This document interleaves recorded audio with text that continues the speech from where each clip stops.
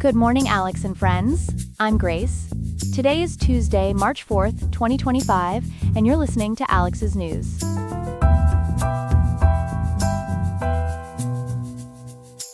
The weather in Riverside will be mild today with a high of 64.8 degrees and a low of 45.9, so you might want to keep a light jacket handy. Coming up, we'll examine how Trump's recent pause on Ukraine aid is drawing parallels to the controversial aid freeze during his first administration. We'll also analyze the significant impact Trump's tariff policies are having on global markets and international trade relationships. Plus, we'll explore the reasoning behind Trump's proposal to establish a cryptocurrency strategic reserve and what this could mean for digital currency regulation. All this and more coming up on Alex's News.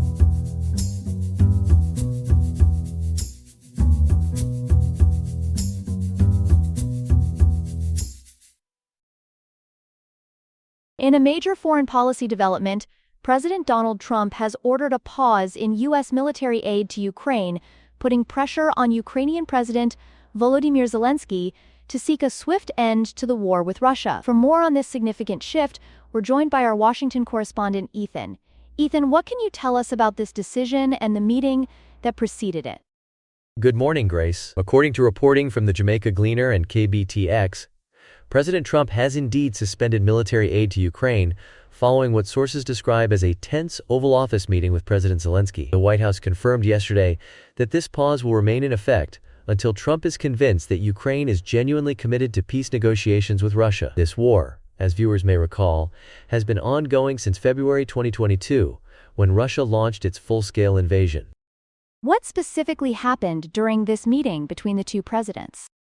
Based on reports, it was quite confrontational. According to KBTX, citing Associated Press reporting, Trump and Vice President J.D. Vance criticized Zelensky for what they perceived as a lack of gratitude for the approximately $180 billion in U.S. aid provided to Ukraine over the past 3 years. Trump was particularly frustrated with Zelensky's comments about how long the conflict might continue. The meeting appears to have ended without the expected agreements that were anticipated. This isn't the first time Trump has withheld aid to Ukraine, is it? That's correct, Grace. This decision has drawn immediate comparisons to events during Trump's first term. As the Jamaica Gleaner and KBTX both noted, in 2019, Trump withheld congressionally authorized military aid to Ukraine while pressuring Zelensky to investigate Joe Biden and his son Hunter. That action ultimately led to Trump's first impeachment, though he was acquitted by the Senate. How has President Zelensky responded to this aid suspension? According to the Jamaica Gleaner, Zelensky has emphasized that Ukraine is ready for peace but not surrender. He's insisted that any agreement must include security guarantees that would prevent future Russian aggression. He's expressed significant skepticism about trusting Russian President Vladimir Putin to maintain a ceasefire without concrete security guarantees from the United States and Europe. This stands in stark contrast to Trump's position, as KBTX reports that Trump has praised Putin's trustworthiness in maintaining peace if a truce is reached. What about the political reaction here in Washington?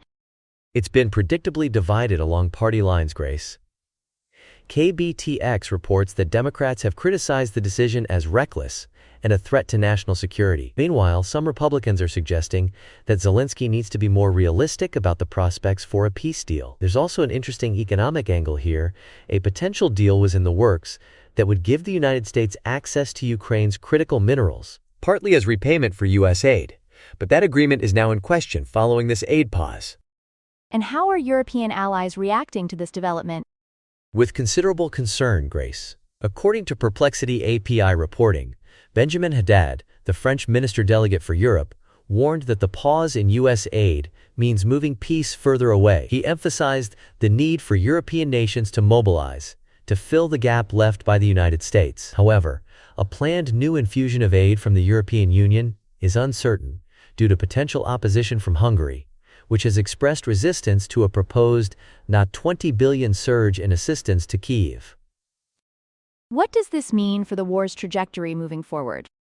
Experts cited by KBTX suggest that Putin is likely in no rush to end the war. He perceives these divisions between Trump and Zelensky, as well as between Europe and the United States, as advantageous to Russia's position. Ukrainian officials have described the aid suspension as painful but not fatal, indicating they're determined to continue fighting despite these challenges. But without U.S. military support, their position could weaken significantly in the coming months. Thank you, Ethan, for that comprehensive report on this developing situation. We'll continue to follow this story as it unfolds. In our second story today, global markets are feeling the heat as President Trump's new tariffs take effect. Joining us now with more on this developing economic story is our financial reporter, Chloe. Chloe, what's happening with world markets right now? Grace, it's a sea of red across global stock exchanges as President Trump's newly imposed tariffs on Canada, Mexico, and China have officially taken effect. According to Yahoo Finance, the S&P 500's gains since Election Day have been reduced to just over 1%, as investors try to make sense of what these trade barriers mean for the global economy. What we're seeing is a deepening of what was already a losing streak for Wall Street and international markets. Can you break down exactly what these tariffs entail and how other countries are responding? Certainly. The Trump administration has implemented a 25% additional duty on imports from Canada and Mexico, with a slightly lower 10% tariff on energy resources from Canada. Chinese imports are facing a 10% additional tariff across the board. In response, we're seeing significant retaliatory measures. According to Perplexity, China has announced tariffs of up to 15% on U.S. farm exports, including beef, corn, and soybeans, plus a 15% tariff on U.S. coal and liquefied natural gas exports, and a 10% tariff on oil, agricultural machinery, and large vehicles, targeting about $13.9 billion worth of U.S. exports. Meanwhile, Canada has countered with its own 25% tariffs on $155 billion worth of American goods. How have markets specifically reacted to these developments? The impact has been substantial, Grace. KSAT, citing the Associated Press, reports that Wall Street's losing streak has deepened considerably, with the S&P 500 dropping 1.8% and the Nasdaq Composite slumping 2.6%. European markets haven't fared any better. Germany's DAX, France's CAC 40, and Britain's FTSE 100 are all posting losses. In Asia, Tokyo's Nikkei 225 fell 1.2%, and Hong Kong's Hang Seng lost 0.4%, though interestingly, the Shanghai Composite Index managed a slight gain, according to U.S. News and World Report. What sectors are being hit hardest by these tariffs? The technology sector has taken a particularly severe hit, with companies like Nvidia and Tesla seeing significant declines, as reported by U.S. News and World Report. But the agricultural sector is bracing for major disruption too. Perplexity analysis indicates that if China maintains these retaliatory measures, U.S. soybean exports could decline by nearly 52%, and corn exports by a staggering 84% compared to baseline expectations. This would translate to soybean prices falling by about 60 cents per bushel and corn prices by 8 cents per bushel, a devastating blow for American farmers already dealing with low commodity prices. Are we seeing any corporate responses to these tariffs yet? Yes, we are. Target has already reported lower sales and profits due to the tariffs and is anticipating what they call meaningful pressure on future profits due to these tariffs and other rising costs, according to Yahoo Finance.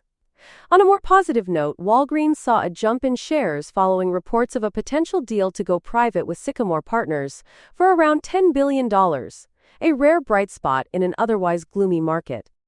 Beyond the immediate market reaction, what are economists saying about the longer-term impact?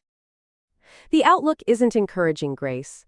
According to Perplexity, a recent S&P Global report indicated that U.S. business activity has slowed to a 17-month low, with the services sector experiencing an unexpected contraction.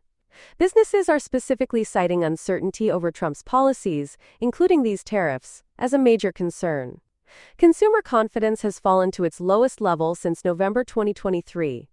And the Federal Reserve Bank of Atlanta is actually predicting a contraction in the first quarter of 2025. Francis Lun, CEO of Geosecurities in Hong Kong, described the situation bluntly as a lose-lose scenario, predicting that China will simply shift its U.S. farm product orders to South America. Is anyone actually benefiting from these trade tensions? Interestingly, yes. South American agricultural producers, particularly in Brazil and Argentina, stand to gain significantly from China's retaliatory measures against U.S. agricultural products. Perplexity reports that these countries have already increased their soybean and corn exports to China, gaining market share as U.S. exports decline. Brazil alone could gain an average of 4.6 million metric tons of soybean and corn exports annually, with farmers there capturing more than 75 cents per bushel over baseline prices for soybeans.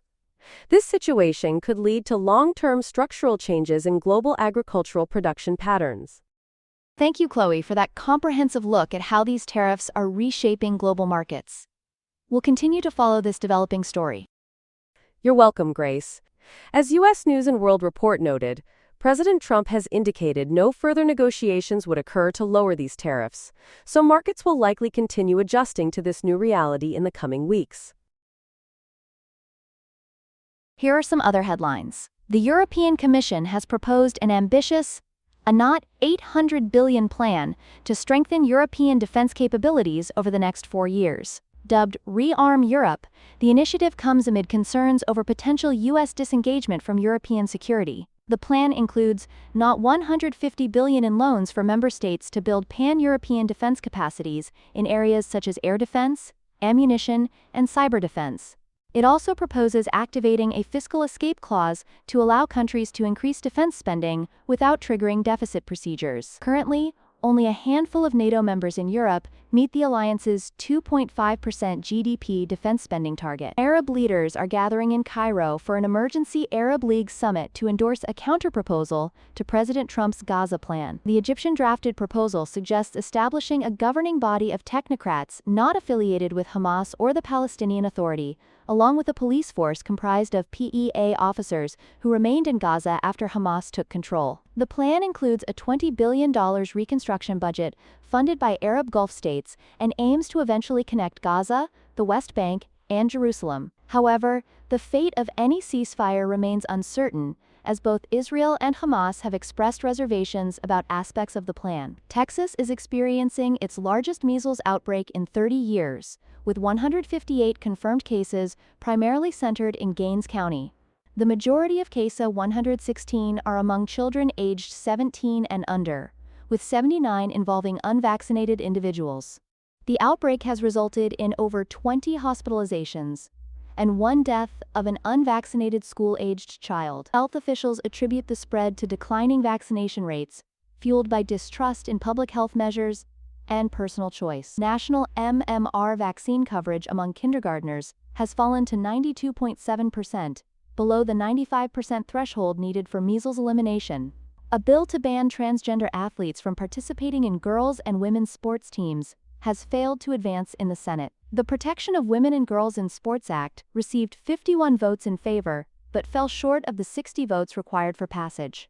The legislation would have prevented schools from receiving federal funding if they allowed transgender girls and women to participate in female athletic programs. This marks the third unsuccessful attempt to pass similar legislation. Meanwhile, President Trump recently signed an executive order banning transgender girls and women from competing on female sports teams nationwide. President Trump will address a joint session of Congress on March 4th, offering an accounting of his turbulent first weeks in office. The White House announced his theme will be the renewal of the American dream, with Trump expected to highlight his achievements and appeal for additional funding for immigration policies. He plans to discuss his proposals for peace in Ukraine and the Middle East, as well as domestic initiatives to roll back diversity and inclusion programs. Democrats have chosen not to boycott the speech, but will invite guests affected by Trump's policies, while protests are planned across the country in response to the address.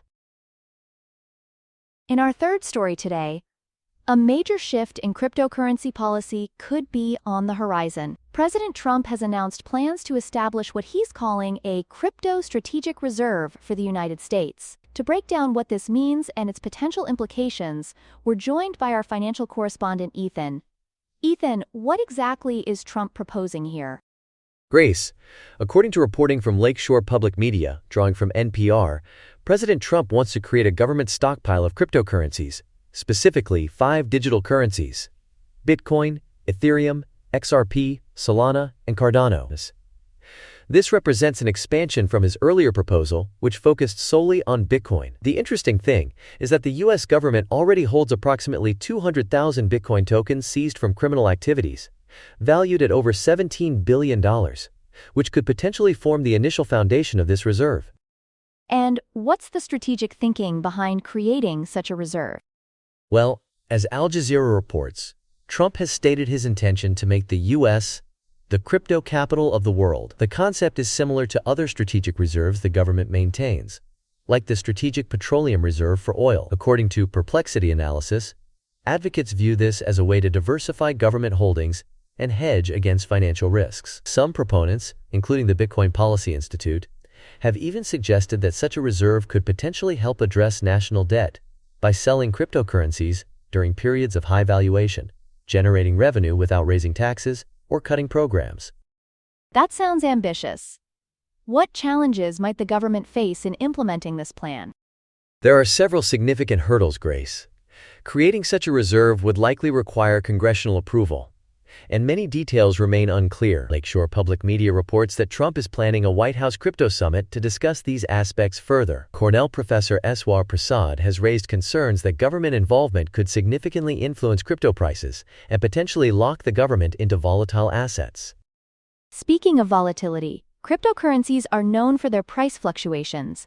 How does that factor into this plan?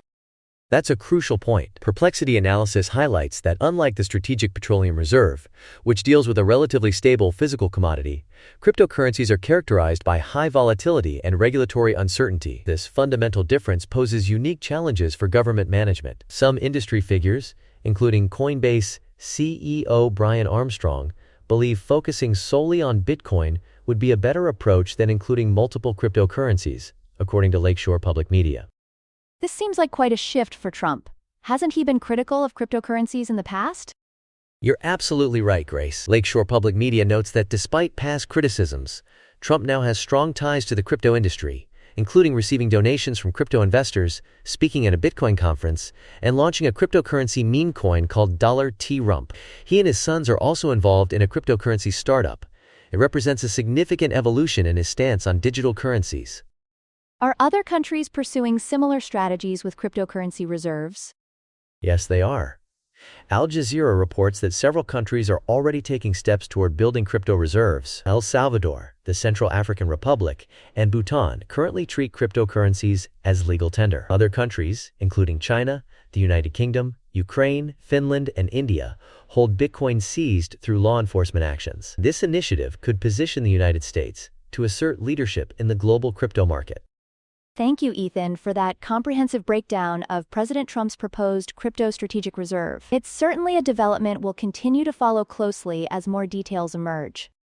My pleasure, Grace. As this policy develops, we'll be watching for answers to questions about its long-term impact on market volatility, regulatory frameworks, and the broader financial system. That's all we have for now. Today's episode was made by Alexander King with Claude Sonnet 3.7, Gemini Flash 2.0, the Perplexity API, and the Google Cloud Text-to-Speech API. Hope you have a great day. I'll see you tomorrow, Alex.